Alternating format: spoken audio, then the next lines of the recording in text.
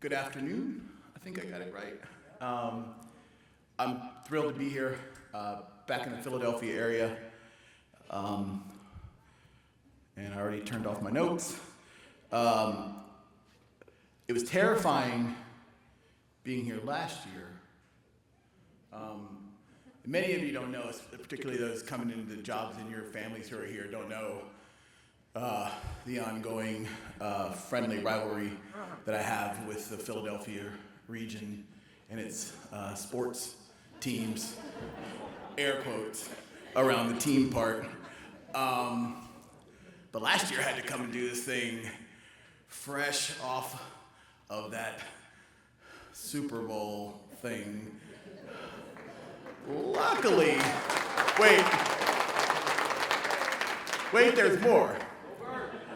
Luckily, this year, that first round playoff loss by the Eagles will go down as one of the weakest performances in the history of the playoffs.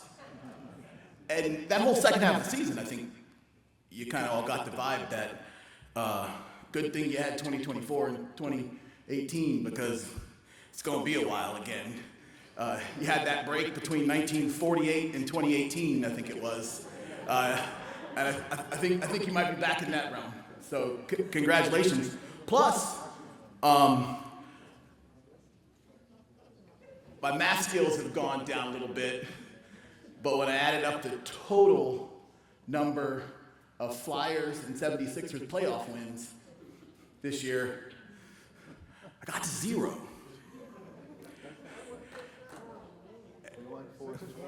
Yeah, boo! You guys are known for that too. Yeah, they brought a hater in. What the hell? So I was a Philly hater. I know. And I'm not anymore. And it's because of this program, believe it or not. And what I've seen from the students and the industry and the families and the government organizations in Philly region, in York, has completely changed my attitude.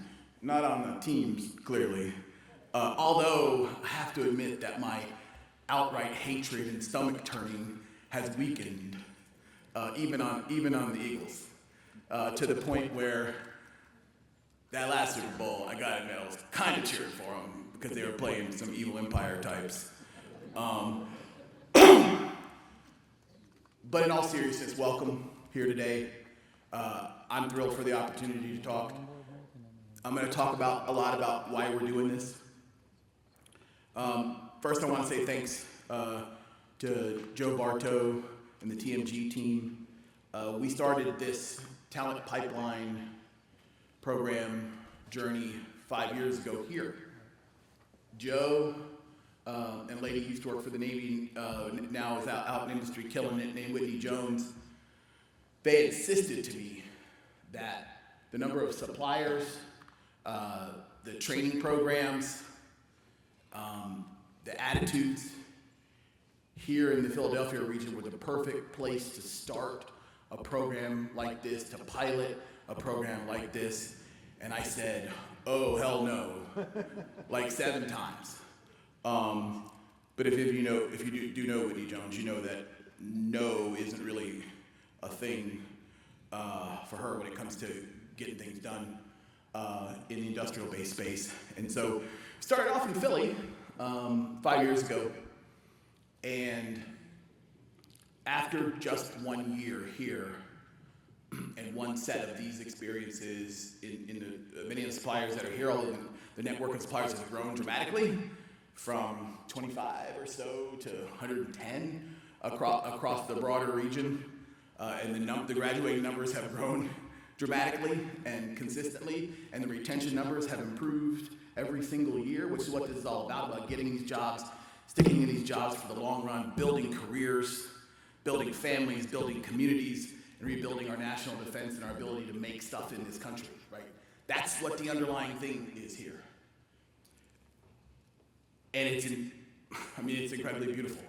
And I saw it the first graduation, the first time through the pipeline program here, I saw what the community had, what the employer partners, the educational partners, the facilitation organizations, the TMG team put together into this, and I was absolutely wowed. And now we do this in 6 plus, I would call it, but 6 regions. We even slummed it over to Pittsburgh. Sorry, I knew there was a couple of, naturally I am a Steelers fan, just because of the, because there's 2 things that are really awesome in life. 1 is the Eagles, and 2 is the Ravens. So you kind of naturally, I'm not like a life Steelers fan. I cheer for that dominant football franchise in Washington. Yeah, speaking of bad judgment, a lifetime of it. This program, right? 1,036, I think is the number I saw today. Folks brought into it this year across the various regions, the various sub-regions across here. 110 companies participating in some way in it. Retention numbers up. Again, I'll probably say that 4 or 5 more times. It's incredibly powerful what you all, this region, are doing. It is the example. And I'm really thrilled that it's turned out that way. I never talked to a group, and some of you who've heard me talk before probably thought I was forgetting this time, but I never talked to a group without talking a little bit about history. And when I think of Philly, I think of disease. That's a joke. Sorry, that was too easy. Today, in 1796, so that is 230 years ago today, an English physician named Edward Jenner had an idea. Somewhere around 1 billion people, it's very hard to estimate, but somewhere around 1 billion people have died of smallpox in recorded history. We really didn't start keeping anything like numbers until like 1877. And since 1877, about 500 million people have died. But smallpox existed way before that, so we don't really know the numbers. But, that and other communicable diseases, COVID, frankly, fits into the same category, have killed probably somewhere around 2 billion people in history. And this guy, Edward Jenner, had an idea. And on May 14th, today, in 1796, he grabbed, with whatever the 1796 version of a swab was, some pus, I'm really talking about great things today, out of the sores from a milkmaid in England who had cowpox, which is very similar to smallpox. And he found a neighbor's, literally his neighbor's 8-year-old boy, and he opened a small wound on that poor boy. And James Phipps was his name, and he rubbed some of that cowpox in his wound. Which sounds pretty darn insane. And like maybe Edward Jenner was drunk or something. But it changed the world 230 years ago today, right? That was the first scientific use of immunization. He was the first person to scientifically, not like witchcraft-wise, use immunizations. And probably contributed more to humans living than any other person that we could name in the history of the world. Because James Phipps kind of had some minor smallpox symptoms for a couple days, and then was cured. Even when exposed to the disease, frankly, intentionally, which is weird and a little inhumane, but he didn't get it, and they were able to repeat that. Now, it was a long time because this is pre-industrial revolution, really, for the most part, before we had mass immunization and all those kinds of things. For a century or so there, just people rubbing cowpox on each other. But the fundamental discovery is extraordinary and world-changing. And for those of you wondering why I'm so far off point, I never talk to a group without talking about history and reflecting on history. And what we're doing today is history as well. We went through a period in our country, the end of the Cold War, which coincided with us transitioning to a service-based economy. Maybe I should call it service-based economy pox, where we stopped making things in this country at the same level that we did historically, right? Post-World War II, our economy was 30+% manufacturing. We made things in this country. It got down into the 20s, 20-something, depending on how you calculate it, by the 80s. Today, around 10% of our economy is manufacturing. We offshored, outsourced the vast majority of our manufacturing, and at the same time, we had a post-Cold War peace dividend, which was a good thing. But we took the drainage, if you will, of our defense industrial base a little too far during that period, and got to the point where we had single or sole source suppliers for 70% of our goods. Very, very important goods. Nuclear submarines, the components. This community, this region, is a huge contributor to those components. We had one supplier, or maybe we had two who could do those very important, very challenging, really key things. On the defense side, and frankly on the commercial side. On the commercial side, you know this, right? In most cases, the commercial industrial base, with the exception of some automotive, quite frankly, in some computers, and some pockets here and there, went away.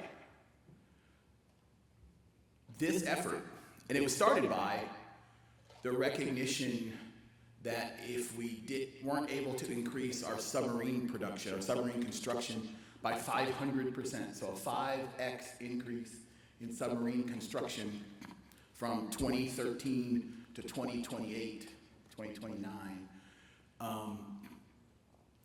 that we would lose our top military advantage over our potential adversaries.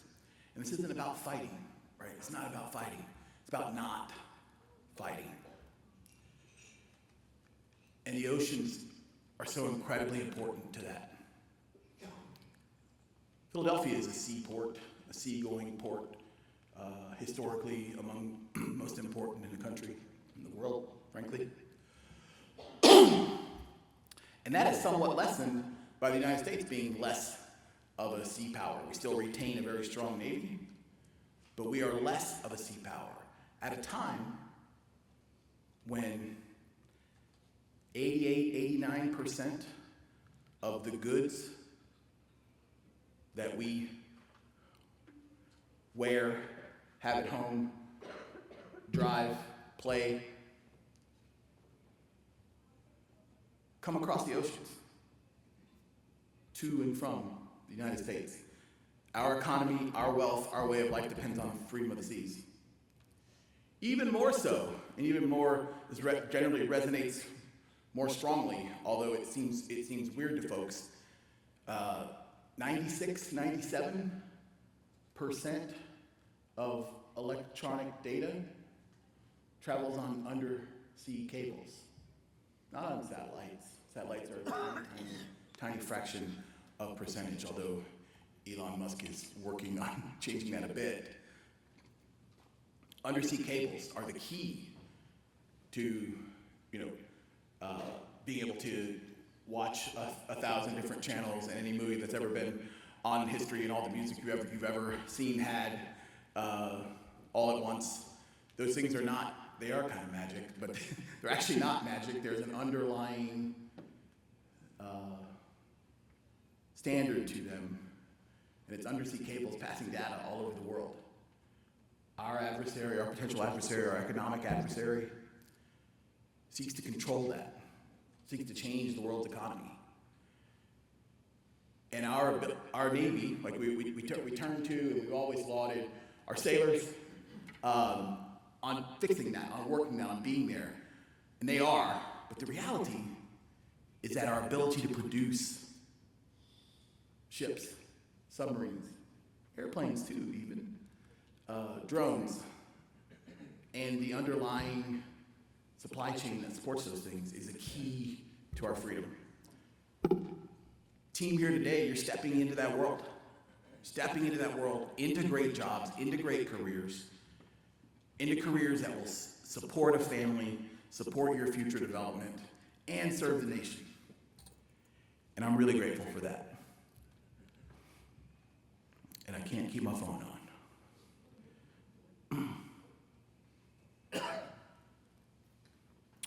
Make sure I got it all.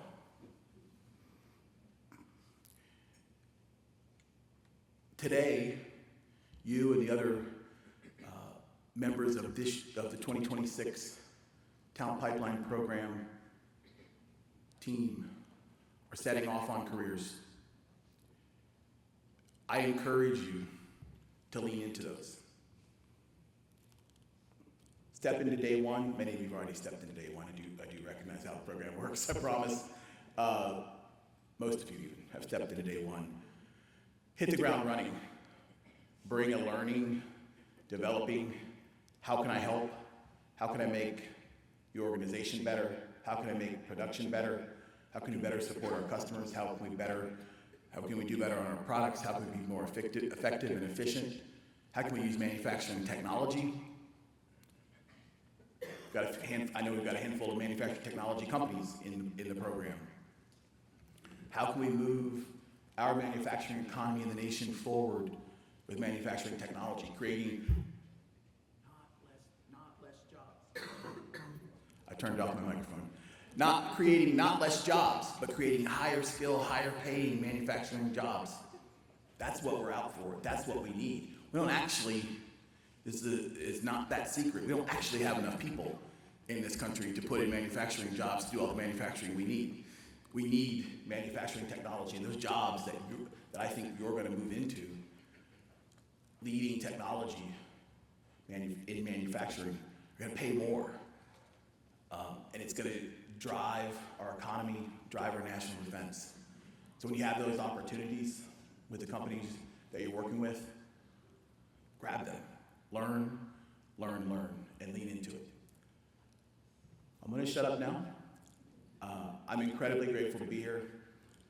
Employers, especially employees, the new members of the team embarking on this journey, thank you.